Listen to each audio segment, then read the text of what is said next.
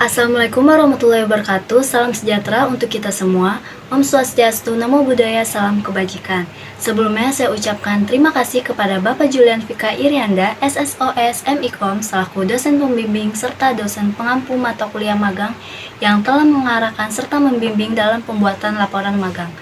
Perkenalkan, nama saya Nur Apriliani dari Institut Setiami Kampus C.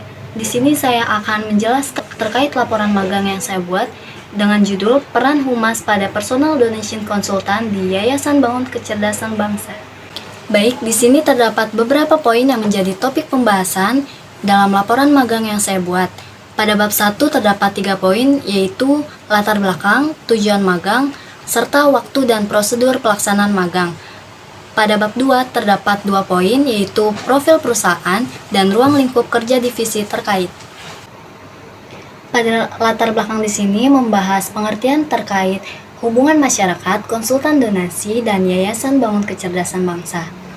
Menurut Harlow, hubungan masyarakat adalah sebuah fungsi manajemen yang khas yang membantu dalam membangun dan memelihara hubungan mutualistik dari komunikasi, pemahaman, penerimaan, dan kerjasama antara organisasi dan publik, di mana melibatkan manajemen masalah atau isu, membantu manajemen untuk terus memperoleh informasi dan responsif dari opini publik, mendefinisikan dan menekankan tanggung jawab manajemen untuk melayani kepentingan umum, membantu manajemen untuk terus mengikuti dan memanfaatkan perubahan secara efektif, berfungsi sebagai sistem peringatan dini untuk membantu mengantisipasi tren, serta memanfaatkan penelitian dan teknik komunikasi etis sebagai alat utamanya. Konsultan donasi merupakan sebuah tim konsultan yang ditugaskan untuk menjalin hubungan baik dengan calon donatur dan donatur terkait konsultasi donasi dengan berbagi informasi kepada calon donatur dan donatur. Adapun cara yang dilakukan untuk memberikan informasi kepada calon donatur dan donatur yaitu dengan mengirimkan pesan melalui WhatsApp, di mana cara tersebut termasuk ke dalam Electronic Corporate Relationship Management atau yang biasa disingkat ECRM.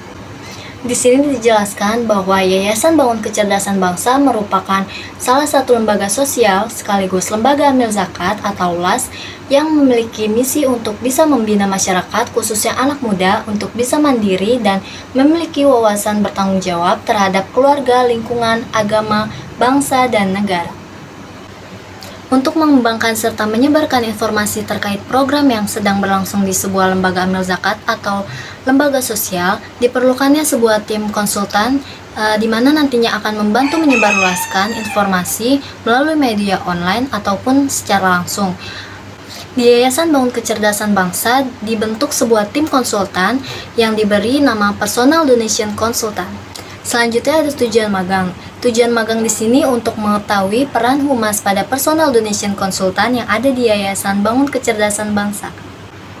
Poin terakhir yaitu ada waktu dan prosedur magang. Pelaksanaan magang ini dilaksanakan di sebuah kantor Yayasan Bangun Kecerdasan Bangsa atau kantor YBKB yang beralamat di Kompleks Mahkamah Agung Pejaten Barat, Jalan Rambutan 8 nomor 4, Kelurahan Pejaten Barat, Kecamatan Pasar Minggu, Kota Jakarta Selatan.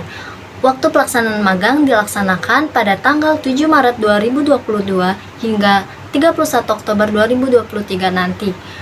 Pelaksanaan magang dilaksanakan setiap hari Senin hingga Sabtu pukul 8 pagi hingga jam 3 sore. Selanjutnya ada peraturan instansi. Peraturan di sini sebetulnya lebih ke peraturan tim, yaitu mahasiswa diwajibkan berpakaian rapi dan sopan, absensi sidik jari dan laporan absen di grup, wajib melaporkan isi loker sebelum pulang dengan melampirkan foto loker yang dikirim ke grup kantor, dan yang terakhir mereka pelaporan pekerjaan setiap hari. Selanjutnya masuk pada pembahasan yang ada pada bab 2. Bab 2 memiliki 2 poin, yaitu profil perusahaan dan juga ruang lingkup kerja divisi terkait. Pada profil perusahaan, terdapat penjelasan mengenai sejarah Yayasan Bangun Kecerdasan Bangsa, visi misi, dan struktur kepengurusan yang ada di Yayasan Bangun Kecerdasan Bangsa. Awali dari kesadaran sekelompok pemuda yang peduli terhadap masa depan generasi muda Indonesia dan ingin memberikan kontribusi yang bermanfaat demi kemajuan anak-anak bangsa yang berkarakter mulia. maka didirikanlah Yayasan Bangun Kecerdasan Bangsa atau YBKB pada tanggal 16 Juli 2007.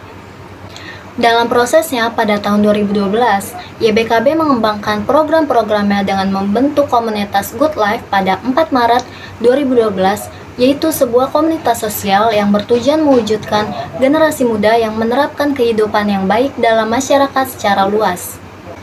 Lalu pada tahun 2013, para relawan YBKB menginisiasi sebuah gerakan peduli pendidikan khususnya untuk anak-anak yatim piatu, duafa, dan marginal bernama Rumah Belajar Kita.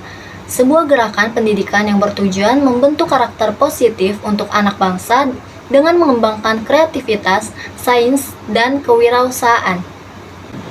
Selain itu juga ada program didik, yaitu program santunan dana pendidikan kepada anak sekolah yang membutuhkan bantuan dari anak yatim piatu maupun duafa.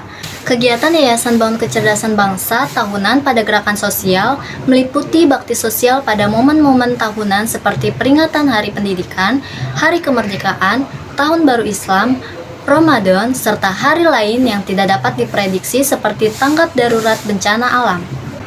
Terdapat visi dan misi dari Yayasan Bangun Kecerdasan Bangsa. Visi dari yayasan tersebut yaitu menjadi yayasan sosial yang dinamis dan secara aktif turut serta dalam menghasilkan generasi yang cerdas, mandiri, dan berakhlak mulia. Misi dari Yayasan Bangun Kecerdasan Bangsa yaitu menggali, membina, dan mengembangkan potensi masyarakat dalam berbagai bidang untuk mempunyai sikap bertanggung jawab terhadap keluarga, lingkungan, agama, bangsa, dan negara. Pada struktur kepengurusan ini, Yayasan Bangun Kecerdasan Bangsa diketuai oleh Bapak Putra Aditya Hidayat, SH, dan Wakil Ketua Bapak Yandi Leksmana, SIKOM, Sekretaris Ibu Dina Irmayanti, SFAM, APT, dan Bendahara Ibu Novi Kurniasari, SE, serta jajaran kepengurusan lainnya. Pada poin terakhir di bab 2 ini terdapat ruang lingkup kerja divisi terkait. Yang pertama ada konsultasi program rutin, konsultasi program bulanan, konsultasi zakat, konsultasi kurban, dan yang terakhir konsultasi sedekah barang atau sembako. Mungkin itu saja yang dapat saya jelaskan mengenai laporan magang bab 1 dan bab 2 yang saya buat. Kurang lebihnya mohon maaf. Saya ucapkan terima kasih. Wassalamualaikum warahmatullahi wabarakatuh.